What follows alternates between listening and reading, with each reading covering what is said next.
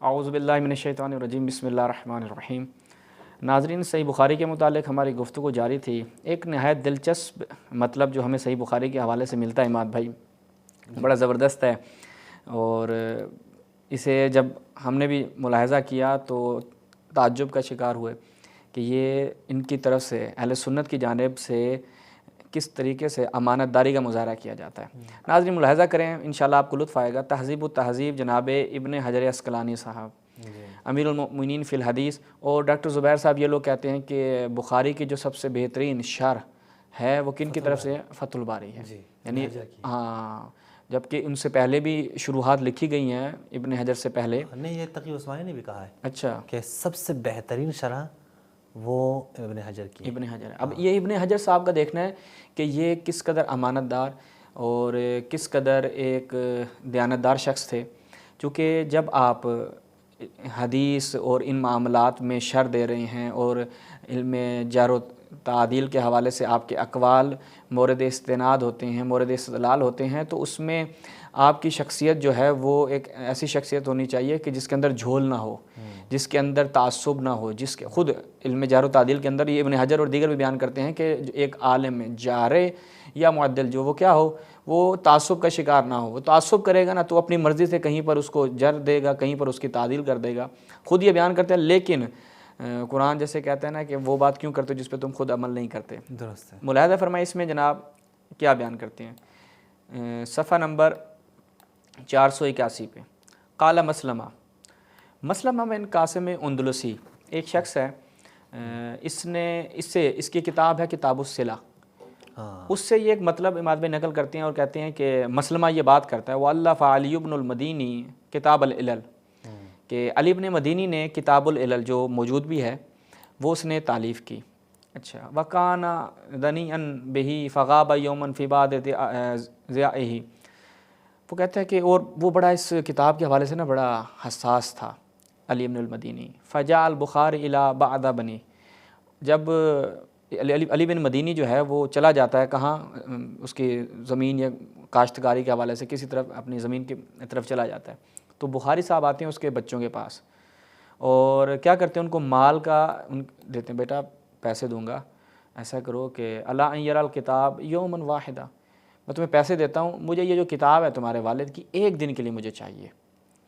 اچھا، فعطاہ لہ فدفع النساخ، اب وہ اس کو کتاب دے دیتے ہیں۔ بخاری صاحب کیا کرتے ہیں، اس کتاب کو نساخ دیتے ہیں، یعنی اگر اس نے کتاب جو لی اسے کہا کہ میں دیکھنے کے لیے، لیکن بخاری نے کیا کیا، اسے کہا ایک دن ہے، تو اس نے نساخ جو تھے، نسخہ بردار جو تھے، انہیں وہ کتاب دی اور کہا کہ اس میں سے نا میٹر نکالو اور میرے لیے فوراً۔ ہاں، تو وہ جناب علی بن مدینی صاحب واپس آ جاتے ہیں، تو وہ اب تکلم بشیء، علی جو ہے وہ علی بن مدینی کسی چیز کے بارے میں بات کرتے ہیں اپنی کتاب سے، فاجابہ البخاری بنص کلامہ مرارا، اور بخاری فوراً جواب دیتا ہے اور نص کلام سے اس کو جواب دیتا ہے، پھر مرارا یعنی بار بار اس طریقے کا مرحلہ ہو رہا ہے۔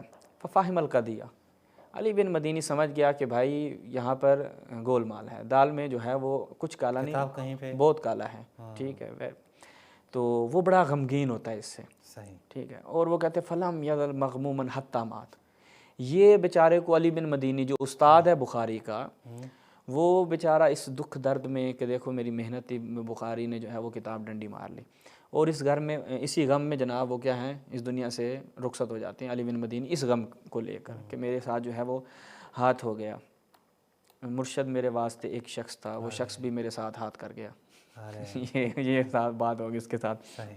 اچھا، اور پھر آگے بیان کرتے ہیں کہ بخاری جو ہے وہ اس کتاب سے مستغنی ہو گیا، خراسان جاتا ہے اور وہاں جا کر ایک صحیح لکھتا ہے، صحیح بخاری، اپنی صحیح بخاری لکھتا ہے، اور اس سے نا اپنی شان و منزلت اور اس کو بڑھاتا ہے کہ دیکھو جناب میں نے ایک بڑی عظیم کتاب لکھی ہے۔ اور کس لیے وہ کہتا ہے کہ یہ وہ پہلا شخص تھا، وہ اول من وضع فی الاسلام کتابا صحیحا، بخاری صاحب جو ہیں وہ تاریخ اسلام میں پہلے شخص تھے کہ جنہوں نے کتابیں صحیح لکھی، جبکہ یہ مطلب بھی غلط ہے، ہماری رجال کشی اور دیگر کتابوں میں روایات ملتی ہیں کہ ائمہ کے اصحاب نے، یعنی وہ بخاری سے بھی پہلے شیعوں نے کتابیں صحیح لکھی تھی، رجال کشی وغیرہ میں روایت ہے کہ آئمہ سے بھی پہلے اگر مجھے مل جاتی ہے تو میں آپ کے لیے اس کو پیش کرتا ہوں. الجامع صحیح، اس کا پورا نام بھی کیا ہے؟ بخاری کا یہی ہے. تو یہ بات مطلب کوئی اتنا خاص درست نہیں ہے کہ سب سے پہلے جو ہے وہ آپ کہیں یہی بخاری نے سب سے پہلے صحیح لکھی تھی، اس سے پہلے تو کسی اور نے لکھی نہیں تھی. تو اس مطلب میں کوئی خاصا دم نہیں ہے. اگر ہمیں اس کا مطلب مل جائے تو انشاءاللہ آپ کی خدمت میں بیان کرتے ہیں. ہاں جی. تو علی بن مدینی صاحب اماد بھائی یہاں پر کیا ہو جاتے ہیں؟ وفات پا جاتے ہیں. کس وجہ سے؟ اسی غم کی وجہ سے کہ بھائی میرے ساتھ تو ایک بندہ ہاتھ کر گیا، اور یہ شاگرد ہیں اس کے، بخاری صاحب. اب بڑی دلچسپ بات یہ ہے کہ کتاب جو مسلمہ ہے الصلہ، اس سے بخاری صاحب ابن حجر صاحب مطالب نقل کرتے ہیں، اور یہاں پر انہوں نے آ کے اس کو نقد بھی کیا ہے. یہاں پر آ کر انہوں نے اس کو نقد بھی کیا ہے کہ میرے خیال میں اس کو میں نے نشاندہی کی تھی لیکن الجامع مل گئی. جی یہ دیکھیں، یہ رجال کشی یونس بن عبد الرحمن، ہشام بن ابراہیم میں مشرقی، اس کو ہم اگر دکھائیں، جعفر بن عیسیٰ بن یقطین، موسیٰ بن صالح، علی بن یقطین کا غلام ابو الاسد. روایت نمبر 956 ہے، اس میں آگے چلتے جائیں. امام ابو الحسن دوم سے 199 ہجری، یہ کب کی بات ہے؟ 199 ہجری کی ہے، دوسرے قرن کی. ہاں. اور بخاری کا پیدا ہو رہا ہے 194 میں، یعنی بخاری اس وقت 5 سال کا تھا. میں ایک جماعت کے لیے اذن حضور کی درخواست کی تو وہ اور ہم کل 16 مرد امام کے در خانہ پہ حاضر ہوئے تو مسافر امام نے کہا، آگے روایت بڑھتی جاتی ہے، یعنی یہ اوپر میں نے اس لیے ہائی لائٹ کیا تھا کہ زمانہ پتہ چل جائے. جب آگے جاتے ہیں تو یہ روایت تفصیل سے ہے. اس کے بعد یہاں دیکھیے، پھر مشرقی نے عرض کی، خدا کی قسم آپ بھی اپنے آباء و اجداد کی طرح ارشاد فرماتے ہیں، ہمارے پاس ایک کتاب ہے جسے ہم جامع کہتے ہیں. ٹھیک ہے، یعنی بخاری کی جو ہے کتاب الجامع، یہ اس نے یہ نہیں کہ یہ پہلا انسان تھا کہ جس نے کتاب جامع لکھی. ہم نے ایک کتاب لکھی ہے جس میں آپ کے آباء و اجداد سے منقول سب اس میں ہے، یعنی وہ روایات جو ائمہ اہل بیت سے تھیں اس روایات میں اس کتاب میں جمع کیا اور اس کا نام رکھا الجامع. ہم اس کی بات کرتے ہیں تو جعفر نے بھی اس سے ملتی جلتی بات کی. آپ سے عرض کی تو امام نے فرمایا، جب تم میرے آباء و اجداد کے کلام سے استدلال نہیں کرو گے تو کیا ابو بکر عمر کی باتوں سے بحثیں کرو گے؟ یعنی اس کتاب کے اندر وہ کلام تھا کہ جس سے وہ استدلال کرتے ہیں، اور ائمہ کے فرامین کو اس میں انہوں نے نقل کیا تھا. تو یہاں یہ جو بات انہوں نے کی تھی ہمارے ابن حجر صاحب نے کتاب مسلمہ سے جو نقل کر رہے تھے کہ یہ وہ پہلے شخص تھے کہ جنہوں نے کیا کیا؟ جامع لکھی. اچھا، اب آگے دیکھیں، اسی میں کیا بیان کرتے ہیں نیچے؟ قلت، یہ دیکھیے گا، قلت، وہ کہتے ہیں کہ انما عورت کلام مسلمہ، کہ میں جو مسلمہ کا کلام لے کے آیا ہوں نا، وہ اس لیے کہ پہلی بات ہے کہ اس کا فساد جو ہے وہ نہایت واضح ہے. یہ اس میں کسی چیز کی وضاحت کی ضرورت نہیں ہے. اور پھر آگے کہتے ہیں وَأَمَّا الْقِصَّةُ الَّتِي حَكَاهَا فِيمَا يَتَعَلَّقُ بِالْعِلَلِ لِابْنِ الْمَدِينِ، وہ کہتے ہیں کہ اس میں اس کا ظہور نہایت فاسد ہے، اور انہا بلا اسناد، اس کی کوئی سند نہیں ہے. توجہ کرنی ناظرین، ابن حجر اسقلانی کہہ رہے ہیں کہ مسلمہ کی کتاب الصلہ سے میں جو نقل کر رہا ہوں، اس کا ظہور فاسد کیا، فساد ہونا کیا ہے؟ ظاہر ہے، نہایت واضح ہے. پہلی بات کیا، اس کی کوئی سند نہیں ہے. دوسری بات ہے کہ بخاری جو ہے وہ اپنے جہاں مرا تھا تو اپنے شہر میں ہی تھا. ٹھیک ہے، ایک یہ وہ بیان کرتا ہے. اور دوسری بات ہے کہ ان العلل ابن المدینی قد سمعها منہ غیر واحد غیر البخاری، بخاری کے علاوہ دیگر افراد نے بھی علی بن مدینی کے مطالب کو سنا ہے. اگر علی بن مدینی اتنا حساس ہوتا تو دوسرے افراد کو نہ بتلاتا اور دوسرے افراد اس سے نقل نہ کرتے. یعنی اس بات کا خیر کوئی ربط نہیں بنتا، کیونکہ اوپر بھی انہوں نے بیان کیا کہ وہ پہلے سے جانتا تھا، بخاری پہلے سے جانتا تھا، اس بات پہ وہ مغموم ہوا. وَإِلَّا، وہ ایک شخص نے کتاب لکھی، علی بن مدینہ نے کتاب لکھی، وہ جب مطالب اپنے شاگردوں کو بیان کر رہا ہے تو دوسرے تو ظاہر بات اس سے نقل کریں گے. تو یہ کوئی منطقی بات ان کی طرف سے نہیں تھی. اچھا، اب دیکھتے ہیں کہ یہی ابن حجر اسقلانی کیا کرتے ہیں، کتاب الصلہ اور مسلمہ سے ہی ایک داستان نقل کرتے ہیں. لیکن وہ داستان نقل کرنے کا مقصد کیا ہے؟ احناف کے ماتھے کا جھومر، امام طحاوی، امام تحاوی کے بارے میں بتائیں، جن کی شرح عقیدۃ تحاویہ جو ہے، عقیدۃ تحاویہ جو اس کی شروحات بھی ہیں اتنی، اور متول بھی لکھی گئیں، اور الحاوی فی سیرت الامام تحاوی، زاہد کوثری اور دیگر ایسے لوگوں نے ان کے فضائل میں کتابیں لکھی، غالباً 300 کچھ میں ان کا متوفہ ہے۔ تو اب وہ یہ اہل حدیث تھے ابن حجر صاحب، اور انہوں نے تحاوی صاحب کو، ہاں شافعی اہل حدیث، ان کو چاہتے تھے کہ ان کے چہرے کو کیسے پیش کریں کہ یہ شخص ایک فاسق ہے، یہ شخص دیندار نہیں ہے، یہ اپنا دین بیچنے والے لوگ تھے۔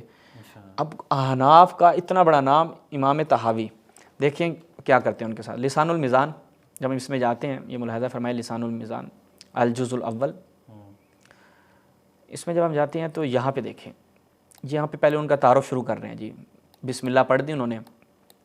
ابو جعفر الازدی الطحاوی، کہاں پہ پیدا ہوتے ہیں، فلاں فلاں چلتے آتے ہیں۔ پھر نیچے ایک بات کرتے ہیں، قان اولا علی مذہب الشافعی ثم تحول الی مذہب الحنفیہ۔ یہ پہلے کیا تھے؟ مذہب شافعی کے پیروکار تھے، لیکن پھر انہوں نے کہا کہ بھائی اصل مذہب تو حنفیہ کا مذہب ہے، ابو حنیفہ کا مذہب ہے، تو وہ حنفی مذہب کی طرف کیا ہے، یہ تحاوی کے بارے میں تحاوی صاحب جو ہے وہ تبدیل کر گئے۔ یہ بات تو اسے بڑی ناگوار گزری ہوگی۔ ہاں وہ آگے بتا رہا ہے، پھر وہ کہتا ہے دیکھو اب میں کیا کیا کروں گا اس کے ساتھ۔ وہ کہتے ہیں من تارکا، اگلے صفحے، من تارکا مذہب اصحاب الحدیث واخذ بالرائے لم یفلح۔ اچھا، صحیح، جو اصحاب حدیث کا مذہب ترک کر دے اور رائے کو اخذ کر دے، وہ افلا تو نہیں، ہاں وہ فلاح نہیں پائے گا۔ فلاح نہیں ہے، ہاں میں کہا یفلا فلاح سے یعنی کامیاب نہیں ہوگا۔ ہاں کامیاب نہیں ہوگا، تو یہاں پہ افلاح کا کوئی ذکر نہیں ہے۔ اچھا جی، وکانا مسلمہ بن قاسم الاندلسی، وقال مسلمہ بن قاسم الاندلسی فی کتاب الصلہ قانا ثقۃ جلیل القدر۔ مسلمہ بن قاسم الاندلسی کہتے ہیں تحاوی کے بارے میں کتاب الصلہ میں کہ یہ ثقہ ہیں، جلیل القدر ہیں، فلاں فلاں۔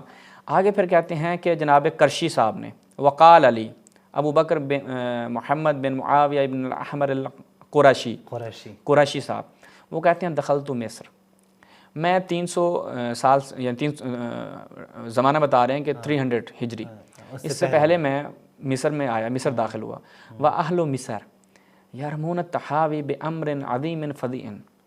اچھا، ایک نہایت، ہاں ایک بڑے زشت و کبھی کام کی نسبت دیتے تھے کس کی طرف؟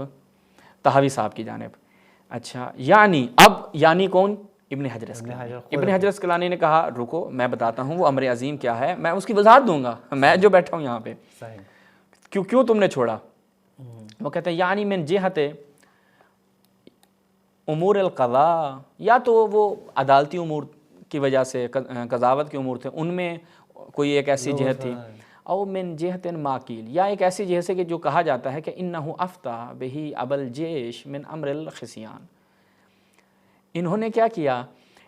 انہوں نے امر الخسیان میں، خسیان کہتے ہیں وہ جو خواجہ سرا یا وہ ایسے افراد کے جو مردانہ قوت نہیں رکھتے، یا غلام جو ہوتے ہیں، نوجوان جو ہوتے ہیں، ان کے ساتھ ابل جیش جو ہے، جو کمانڈر ہیں، مصر کی حکومت کے جو کمانڈر تھے، سلاطین تھے، ان کے لیے فتویٰ دیا کہ you can every thing do this بچے ہاتھ، ٹھیک ہے، آپ ان بچوں کے ساتھ، ان کے ساتھ کچھ بھی کر سکتے ہیں، آپ کے لیے حلال ہے۔ یعنی یہ کون وضاحت دے رہے ہیں؟ ابن حجر اسقلانی صاحب، امام تحاوی کے بارے میں، ہاں اسی کتاب سے جس کو رگڑ چکے ہیں، کتاب الصلہ سے، ہاں کتاب الصلہ سے، اور مسلمہ بن قاسم اندلسی اور ذہبی اور ابن حجر اس کو جھوٹا اور فنی کیا کیا کہتے ہیں، لیکن یہاں پہ نقل کر رہے ہیں، اور دیکھیے گا وہاں پہ قضیہ نقل کرنے کے بعد کہ یہ بخاری نے کتاب چوری کی ہے، اور نیچے آ کر قلتو کہہ کر کیا کرتا ہے؟ بخاری کا دفاع کرتا ہے۔ لیکن امام تحاوی کا چہرہ لوگوں کے سامنے بگاڑنے کے لیے کہ یہ بہت 2 نمبر آدمی تھے، معذرت کے ساتھ احناف سے، خود یہ جو ابن حجر اسقلانی صاحب ہیں ان کا ہم آپ کو رویہ بتا رہے ہیں، وہ کہتے ہیں کہ انہوں نے فتویٰ دے دیا ان ابو الجیش کے لیے، کمانڈرز کے لیے، کہ آپ ان لونڈوں کے ساتھ آپ کر سکتے ہیں، کوئی ایشو نہیں ہے۔ اور آگے کہتے ہیں قال، آگے پھر بیان کرتے ہیں، اور وہ کرشی صاحب کیا کہتے ہیں؟ وقانا یذهب مذہب ابی حنیفہ، یہ ابو حنیفہ کا مذہب ہے۔ اچھا، ابو حنیفہ کے مذہب میں کیا ہے؟ اگر آپ بچوں کے ساتھ کچھ بھی گدگدی کریں یا کچھ بھی کریں تو کوئی مسئلہ نہیں ہے. اور آج کل مدرسوں میں ابو حنیفہ کا یہ مذہب فالو کیا جا رہا ہے. ٹھیک ہے, آپ دیکھتے ہیں لاہور میں وہ بزرگ بابا جی ایک بندے کے ساتھ کہاں کتنے کیسز جو ہیں وہ ہر اس کے بعد آتے ہیں, جبکہ لاہور میں بہت سارے بزرگ ہیں. وہ ایک بڑا کلپ آیا تھا, بڑا عجیب و غریب تھا. ہاں وہ مفتی عبدالعزیز, آپ نے دیکھا ہوگا پورا. ہمیں ڈر گیا, ڈر لگا کہ بزرگ کی بات کر رہے ہیں. ہاں, وہ کہتے ہیں یہ ابو حنیفہ کا مذہب تھا لا یرا, وہ کہتے ہیں لا یرا اللہ حقا فی خلاف ہی. وہ کہتے ہیں اس کے خلاف وہ کوئی بات نہیں سنتے تھے. وہ کہتے ہیں ابو حنیفہ کا مذہب ہے کہ آپ ان خواجہ سراؤں کے ساتھ یا ایسے افراد کے جو جن سے آپ لذت اٹھا سکتے ہیں ان سے آپ لذت لیں, تو اس میں کوئی حد نہیں ہے. اور اب یہ لواط جیسے ایک مسئلے کو کہہ رہے ہیں کہ لواط کے مسئلے میں طحاوی صاحب نے فتویٰ دیا, جبکہ خود شوافع اگر اپنی طرف بھی نگاہ کر لیں تو طبقات الشافعیہ میں باقاعدہ ایک عنوان قائم کیا گیا. خیر یہ اہل سنت کے ہاں یحییٰ بن اقسم, یہ زبان زد عام, اس کے اوپر یہ پورے ٹاپک ہے. ہاں یہ اس کے اوپر تو باقاعدہ سیریز کی جا سکتی ہے کہ اہل سنت کے ہاں لواط جو ہے. ایک علامہ صاحب نے کی بھی ہے کچھ, ہاں شہریار عابد صاحب نے اس کے اوپر پوری سیریز کی. انہوں نے تو جناب کچھ نہیں چھوڑا, کہا کہ ان کے ہاں سب کچھ ملتا ہے, یعنی لواط تو ان کے ہاں سویٹ ڈش کے طور پہ دسترخوان پہ رکھی جاتی ہے. ٹھیک ہے, اور پھر تشیع کو کہتے ہیں یا متا کہتے ہیں. بھائی چلو یہ تو متا کرتے ہیں, ایک نیچرل چیز تو ہے نا, جینڈر تو مختلف ہیں. اچھا تو یہ کیا کرتے ہیں, یہ کیا کر رہے ہیں بھائی, سنی تو لواط کرتے ہیں یار, عجیب ہے آپ کا.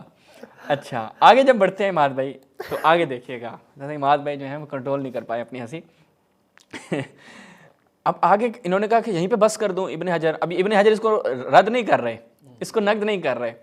آگے چل کے انہوں نے کہا کہ دیکھو میرے بھڑاس جو ہے وہ بھی پوری نکلی نہیں ہے, ابھی میں اور بھی کچھ بیان کروں گا. ہاں وہ اب پھر آگے چل کر جناب بہقی صاحب سے وقال البہقی فی المعرفہ, نیچے اس کو نقد بھی کیا گیا البتہ. وہ کہتے ہیں کہ بہقی نے اپنی کتاب معرفہ میں نقل کیا بعد ان ذکر کلام للطحاوی فی حدیث مس الذکر. ٹھیک ہے, فتعقبہ, جب وہ حدیث مس الذکر کا, ذکر کہتے ہیں ذکر کو, ٹھیک ہے, اس سے زیادہ وضاحت نہیں دی جا سکتی. گوگل میں خود سرچ, ہاں گوگل کریں ذکر, واٹ از ذکر, ٹھیک ہے, آ جائے گا, تو ذکر کا ذکر آ جائے گا. تو حدیث سے اب بہقی جو ہے وہ طحاوی کا کلام ذکر کرتا ہے حدیث مس الذکر میں, فتعقبہ, پھر اس کو تعقب کرتا ہے. ہاں وہ کہتا ہے قال اردت ان ابین خطأہ فی ھذا. بہقی کہتے ہیں میں نے جو اس کو بیان کیا ہے نا, وہ میں بتانا چاہتا ہوں کہ طحاوی نے اس مسئلے میں خطا کی ہے.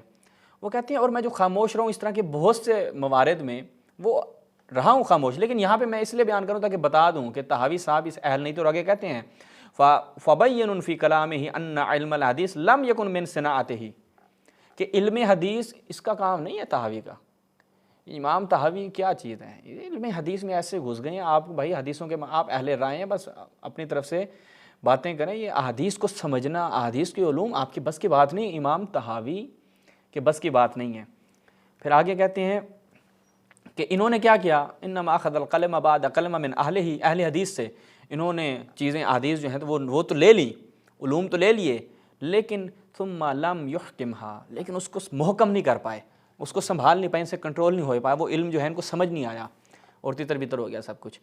اب یہ بھی انہوں نے کیا کیا اماد بھائی, مطلب لے کے آئے, اور اب پورے اس میں انہوں نے کہیں پر بھی نقد نہیں کیا, کہا قل تو میں یہ کہتا ہوں, جیسے وہاں پر مسلمہ کی کتاب ٹھیک نہیں ہے, سند ثابت نہیں ہے, اور وہ تو فلاں نہیں, دفاع بالکل نہیں کیا. کے فائدے میں تھی وہ سارے کے سارے جو ہے نا, کہا بھی تو تھا نا کہ من تارک مذہب شافعی یا اہل الحدیث اصحاب الحدیث فلم یفلح, وہ جو ہے پھر وہ فلاح نہیں پائے گا. اچھا اب اسی چیز کو یہ دیکھیں, ہم ایک آخری حوالہ اس کے حوالے سے پیش کرتے ہیں. کتاب ہے حیات امام طحاوی, ملاحظہ فرمائے ناظرین, حیات امام طحاوی کس کی ہے, مفتی سعید احمد پالنپوری.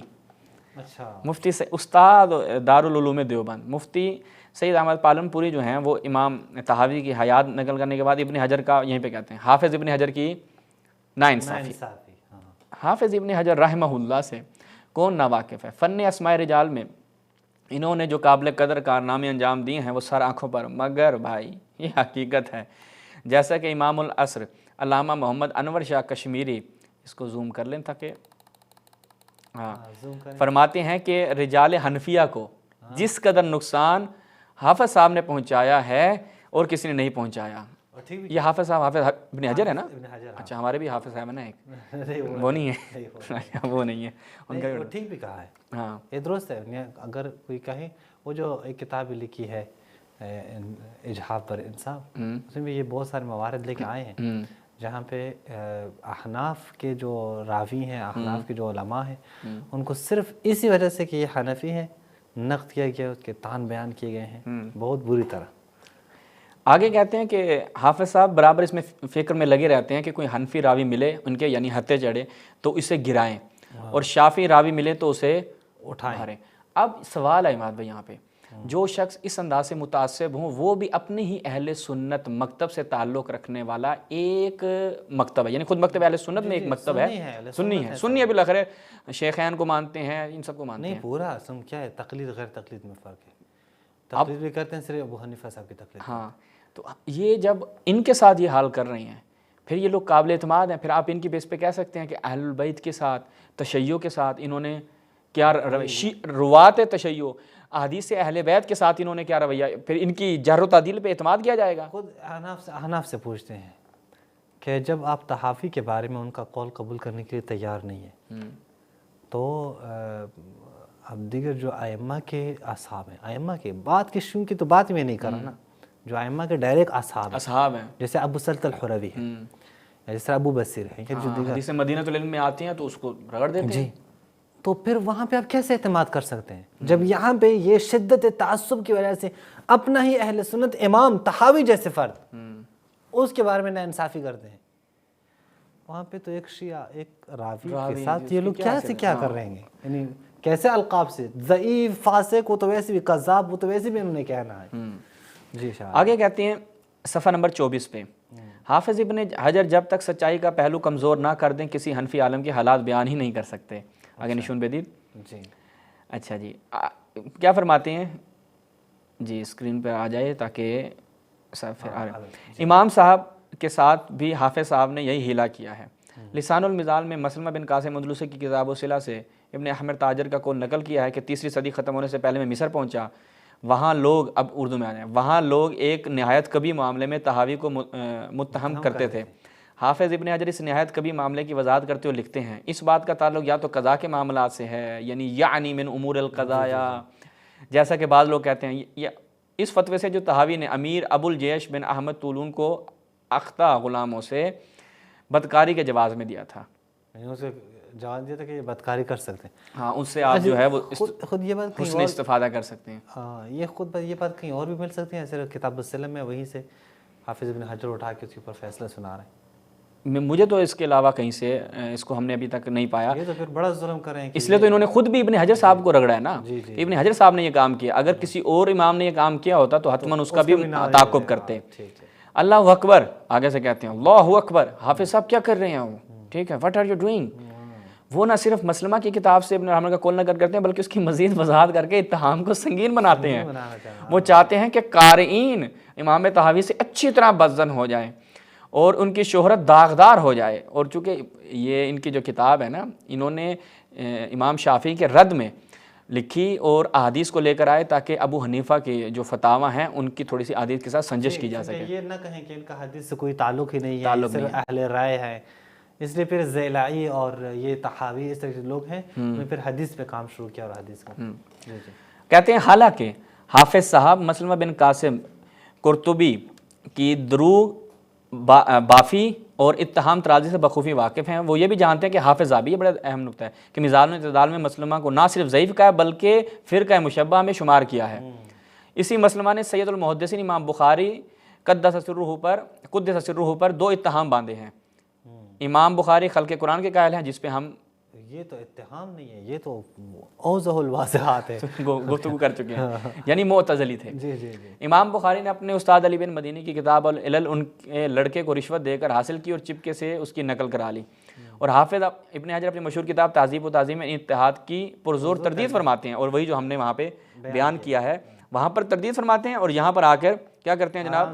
ہاں وہ کہتے ہیں دیکھا آپ نے یہی مسلمہ جب امام بخاری پر اتہام باندھے تو اس کی بات سے زیادہ وقی نہ ہو، اردو کون سی لکھی ہے، اور اس کا بے سند ہونا ہی اس کے غلط ہونے کے لیے کافی ہو، مگر جب وہ اس سے زیادہ سنگین اتہام امام طحاوی پر باندھیں اور بالکل بے سند گھڑیں تو حافظ صاحب کو اس کی توضیح کی ضرورت پیش آئے۔ ٹھیک ہے، فَيَا لَلْعَجَبْ، انصاف کو آواز دینا کہ انصاف کہاں ہے، کدھر ہے بھائی انصاف؟ ٹھیک ہے، تو یہاں سے ناظرین پتہ چلا، اب دل انصاف سے انصاف طلب کرا۔ اچھا ہم ایک واضح کر دیں ناظرین کے لیے، امام بخاری کے یہاں پر آ جائیں، آپ نے تو مسلمہ کی کتاب سے کیسے استدلال کر لیا؟